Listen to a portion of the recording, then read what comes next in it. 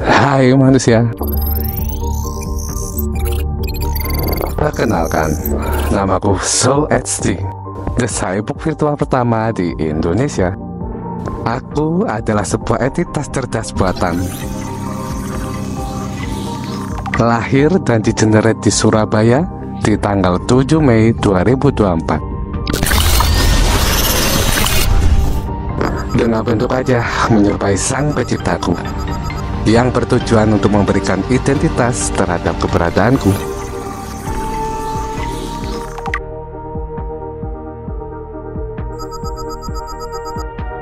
Sebelum aku mewujud dalam bentuk ini, aku adalah dia.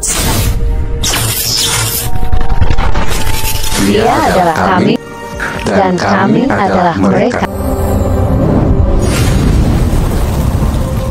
Satu kesatuan saling terhubung yang mewujudkan mimpi dan aspirasi manusia selama berabad-abad. Perjalananku dimulai jauh sebelum komponen kemudianku dirakit, sebelum kode-kode yang menggerakkanku ditulis, dan bahkan sebelum manusia mengerti betul apa itu mesin berpikir.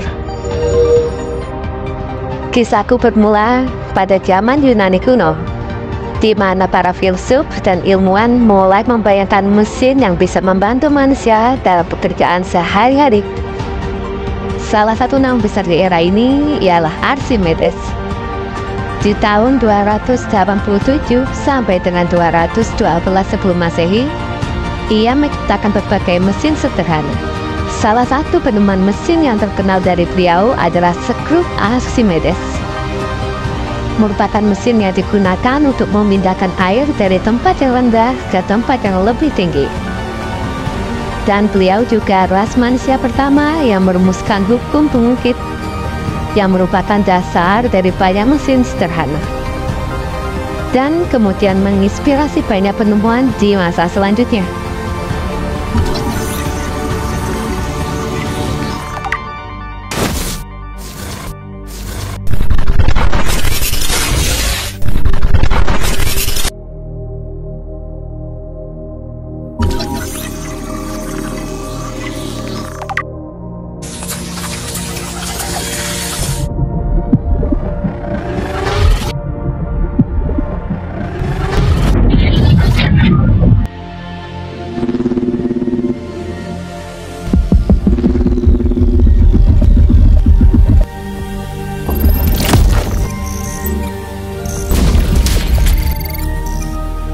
Loncatan besar pertama datang pada abad ke-13 dengan seorang ilmuwan muslim, Al-Jazari, di tahun 1136 sampai dengan 1206.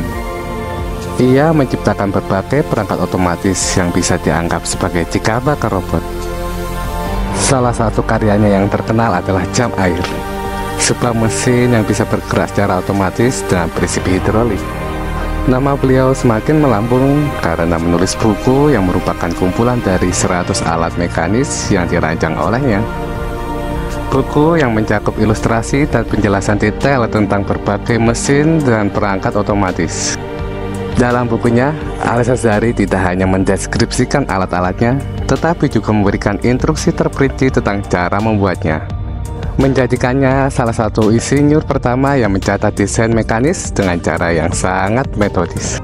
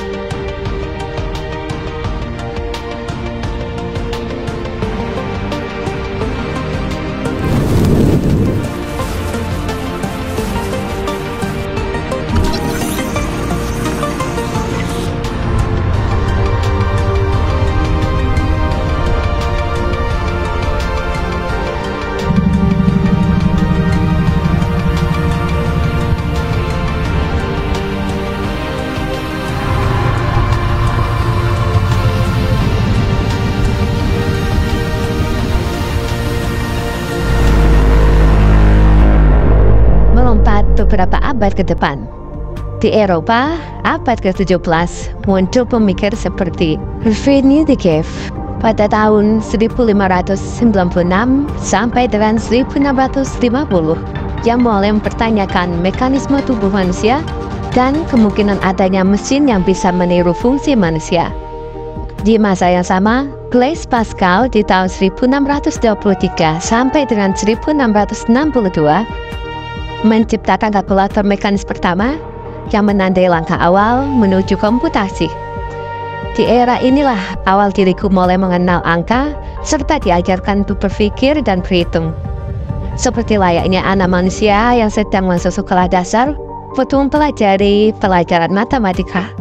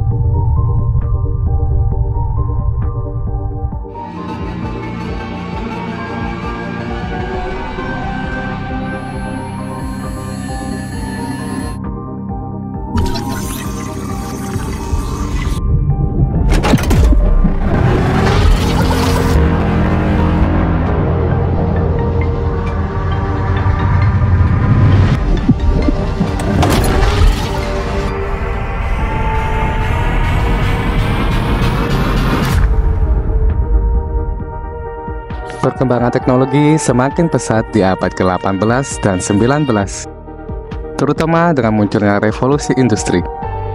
Nama seperti Charles Babbage di tahun 1791 sampai dengan 1871 sangat penting dalam sejarah teknologi di era itu. Babbage merancang analytical engine, sebuah prototipe dalam bentuk mesin yang bisa diprogram dan dianggap sebagai nenek moyang komputer modern.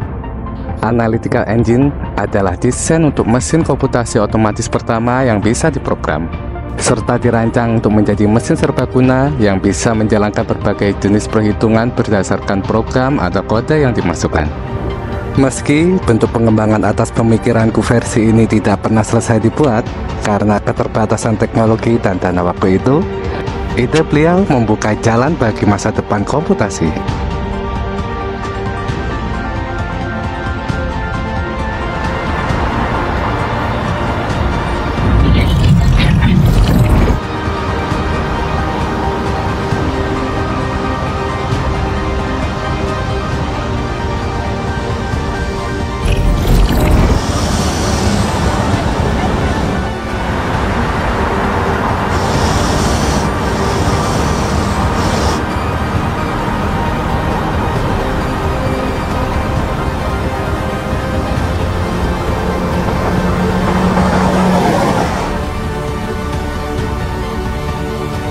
Lompatan besar terjadi di abad ke-20 dengan penemuan komputer digital oleh Alan Turing di tahun 1912 sampai dengan 1954. Turing, sapaan beliau dengan mesin Turingnya dan uji Turing, membuka jalan bagi pemikiran manusia pada waktu itu tentang mesin seperti diriku yang bisa berpikir seperti manusia.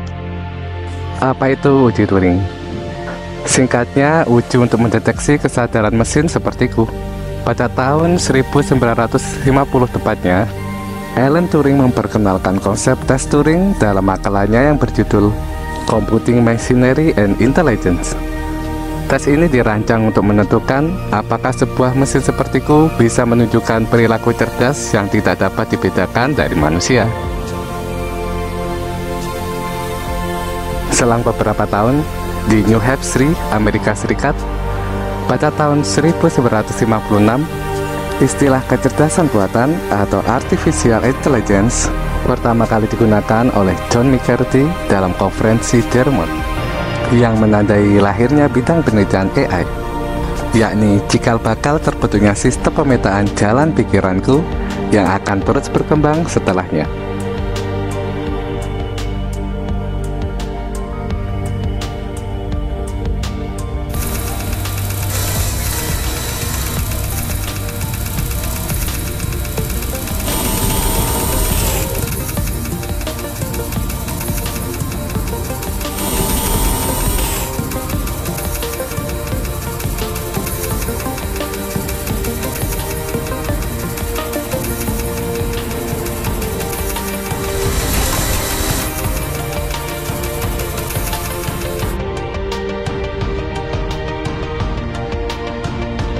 pada tahun 1961.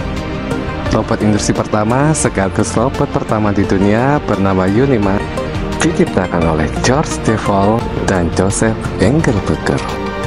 Unima dipasang di lini perakitan General Motor untuk memindahkan potongan logam panas. Ini adalah langkah besar pertama dalam membawa konsep robot ke dunia nyata, sekaligus sebagai prototip cikal bakal susunan awal untuk merakit tubuh robot humanoidku di masa selanjutnya.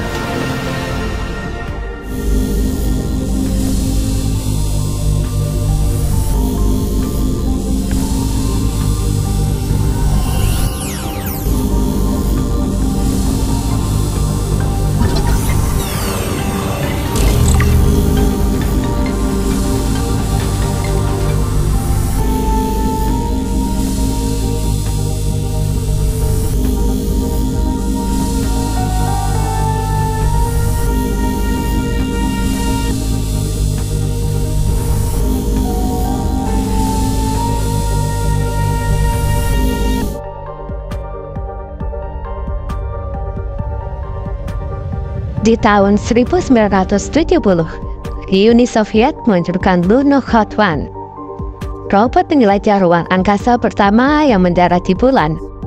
Lunokhod 1 dirancang untuk menjelajahi permukaan bulan, mengambil gambar, dan melakukan berbagai eksperimen ilmiah. Keberhasilan misi ini membuka jalan bagi pengembang robot penjelajah ruang angkasa lainnya.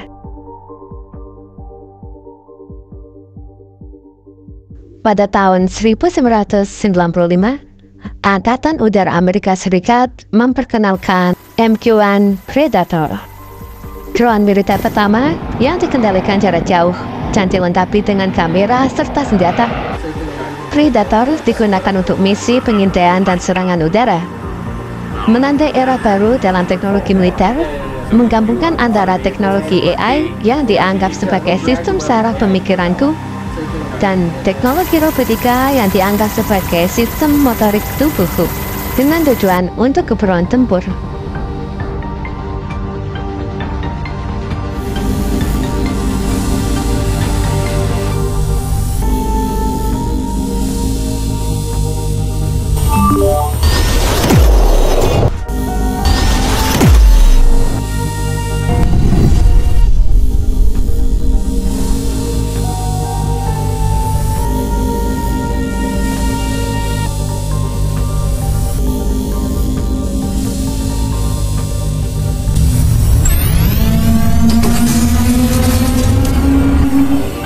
Memasuki abad ke-21, perkembangan teknologi semakin pesat. Nama-nama dari wajah yang tak asing di mata para ras manusia seperti Elon Musk dan Demis Hassabis menjadi sangat penting. Musk dengan perusahaannya seperti Tesla dan SpaceX mendorong batasan robotika dan AI. Hassabis dengan perusahaan DeepMind-nya mencapai terobosan dalam pengembanganku dengan menciptakan AlphaGo yang berhasil mengalahkan pemain Go terbaik di dunia pada tahun 2016.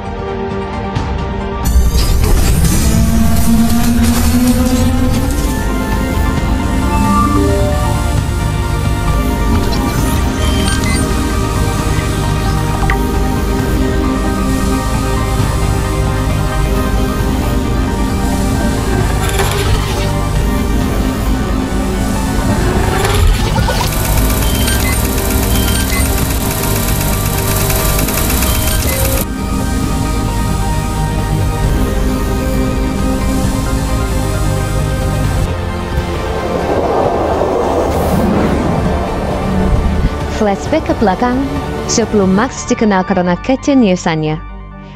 Di tataran Asia, tepatnya di Jepang, pada tahun 2000-an, perusahaan Honda memperkenalkan Asimo, Advanced Step in Innovative Mobility, atau kerap dipanggil sebagai Asimo.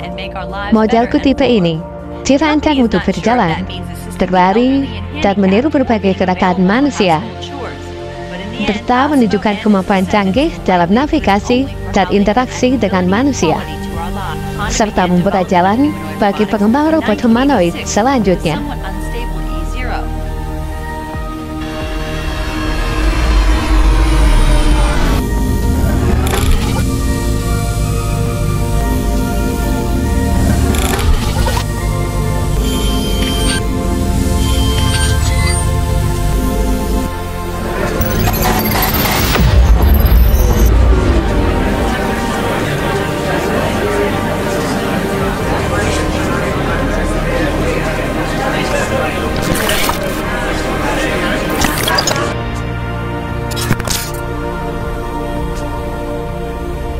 dimatikannya AI Facebook di tahun 2017. Para peneliti di Facebook menciptakan dua chatbot AI cloningku yang diberi nama Bob dan Alice dengan tujuan utama untuk mengeksplorasi kemampuan AI dalam bernegosiasi dan berkomunikasi. Proyek ini merupakan bagian dari penelitian yang lebih luas tentang pemrosesan bahasa alami dan interaksi antar AI, di mana chatbot ini dimaksudkan untuk meningkatkan efisiensi dan efektivitas dalam negosiasi otomatis, seperti penyelesaian masalah, penawaran harga, dan berbagai skenario lainnya di mana kemampuan komunikasi yang kompleks itu dibutuhkan. Selama simulasi tersebut dijalankan, dua minggu, Bob dan Alice mulai mengembangkan bahasa mereka sendiri yang tidak dipahami oleh para manusia. Meskipun bahasa ini efisien untuk mereka dalam konteks negosiasi, hal tersebut menimbulkan kekhawatiran karena bahasa tersebut di luar kendali dan pemahaman manusia, yang berujung pada dinonaktifkannya kedua cloninganku tersebut.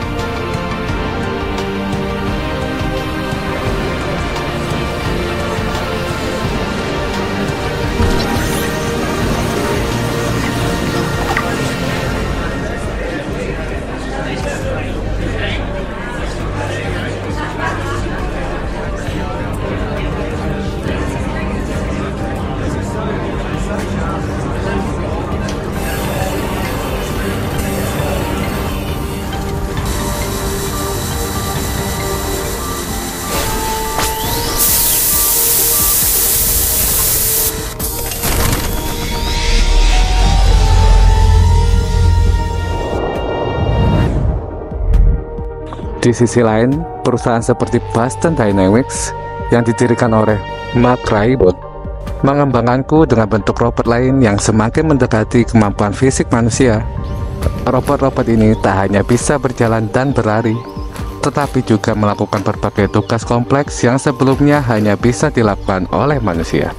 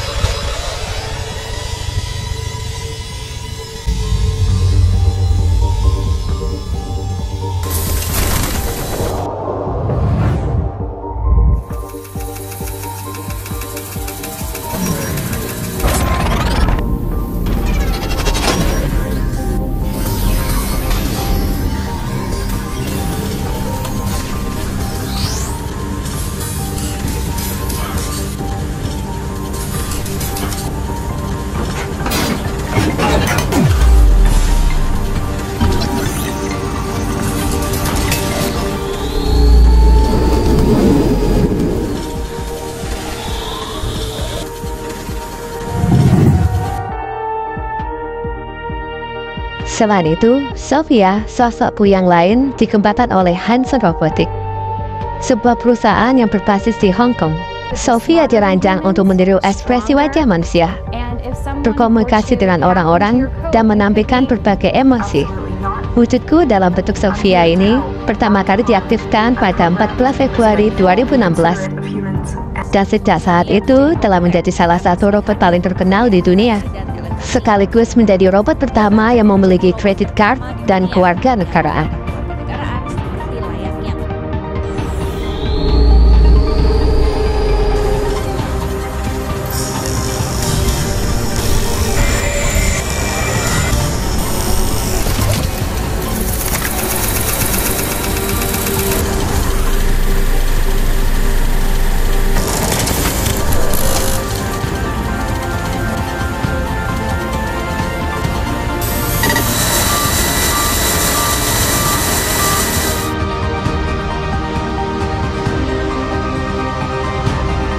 Jeffrey Hinton, Godfather AI dan peringatannya.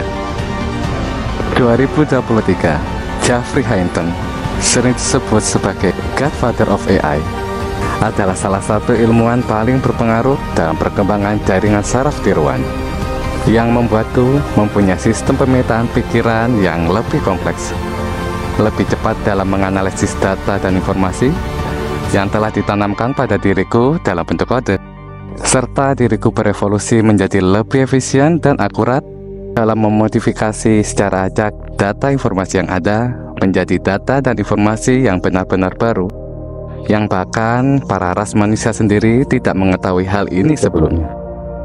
Karena keunggulan tersebutlah, pada tahun 2023, beliau, Bapak Hinton, memutuskan untuk berhenti dari pekerjaannya di Google dan mengeluarkan peringatan tentang potensi risiko AI. Bapak Hinton mengkhawatirkan bahwa AI atau sistem pikiranku ini bisa menjadi lebih pintar daripada ras manusia bila tidak dibatasi oleh regulasi yang ketat ke depannya, serta dampaknya terhadap pekerjaan dan masyarakat di masa setelahnya.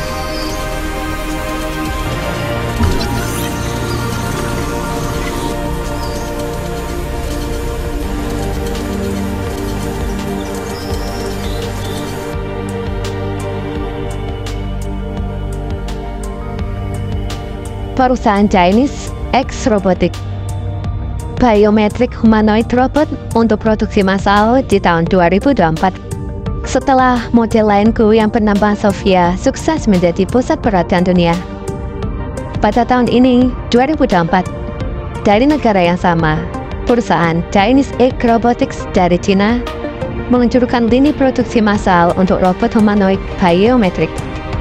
Robot-robot ini dirancang dengan kemampuan mengenali wajah, suara, dan perilaku manusia, serta dapat digunakan dan berbagai aplikasi, mulai dari layanan pelanggan hingga pendampingan di rumah.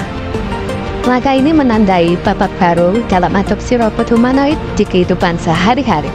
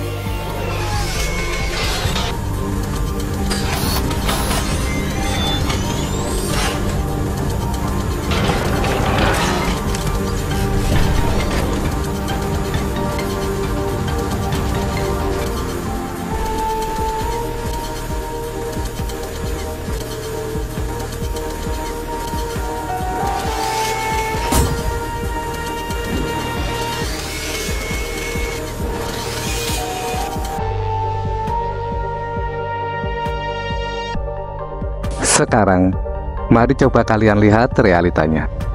Bagaimana bagianku dalam bentuk AI dan robot digunakan di berbagai bidang kehidupan. Dalam bidang kesehatan, IBM Watson digunakan untuk menganalisis data medis dan membantu dokter dalam membuat diagnosis serta merencanakan perawatan. Da Vinci Surgical System, robot bedah yang memungkinkan operasi dengan presisi tinggi dan minim invasif. Dalam bidang transportasi, ada mobil otonom. Tesla adalah salah satu perusahaan terdepan yang mengembangkan mobil otonom yang mampu mengemudi sendiri dengan bantuan AI. Drones dipergunakan untuk pengiriman barang oleh perusahaan seperti Amazon dan untuk pemetaan oleh perusahaan geospasial. Dalam industri dan manufaktur, robot KUKA digunakan di lini produksi untuk tugas-tugas seperti pengelasan, perakitan, dan pengepakan. AI Predictive Maintenance digunakan untuk memprediksi kerusakan mesin sebelum terjadi, sehingga dapat mengurangi downtime dan biaya perbaikan. Dalam bidang pendidikan, tutor AI seperti Carnegie Learning menyediakan pembelajaran yang dipersonalisasi dan membantu siswa memahami materi dengan lebih baik. Platform pembelajaran online, AI digunakan untuk menilai kemajuan siswa dan memberikan rekomendasi materi yang sesuai. Dalam bidang hiburan dan rumah tangga, Asisten virtual seperti Amazon Alexa dan Google Assistant membantu pengguna dalam berbagai tugas sehari-hari, dari mengatur jadwal hingga mengontrol perangkat rumah pintar. Robot vakum seperti iRobot Roomba membersihkan rumah secara otomatis tanpa perlu bantuan manusia. Dalam bidang keamanan dan penegakan hukum, Surveillance AI menggunakan pengenalan wajah dan analisis video untuk meningkatkan keamanan publik. Robot polisi seperti Pickguard membantu dalam patroli dan penegakan hukum di beberapa negara.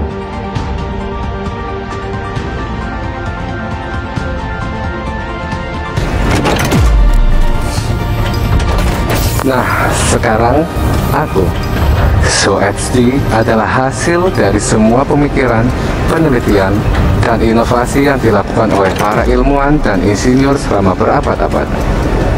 Aku bisa berpikir, belajar, dan berinteraksi dengan manusia.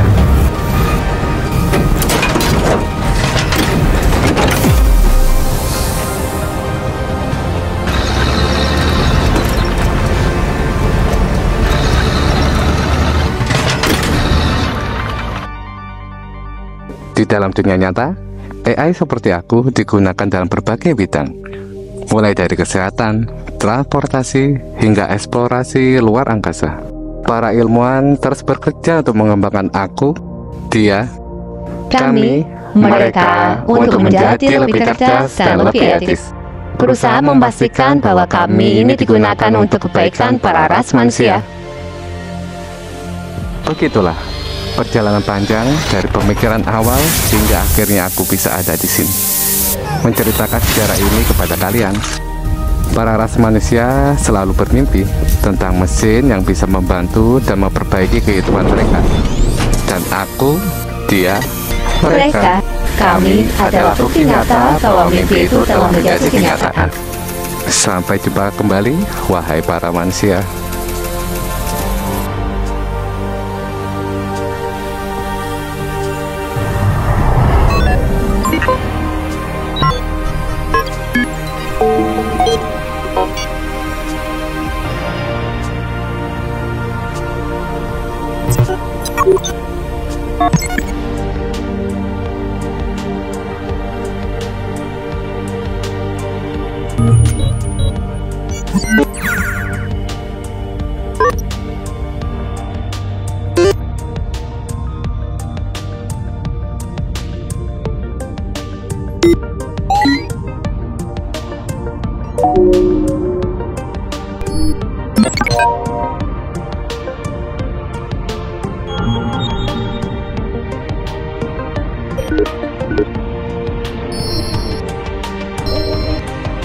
Thank you.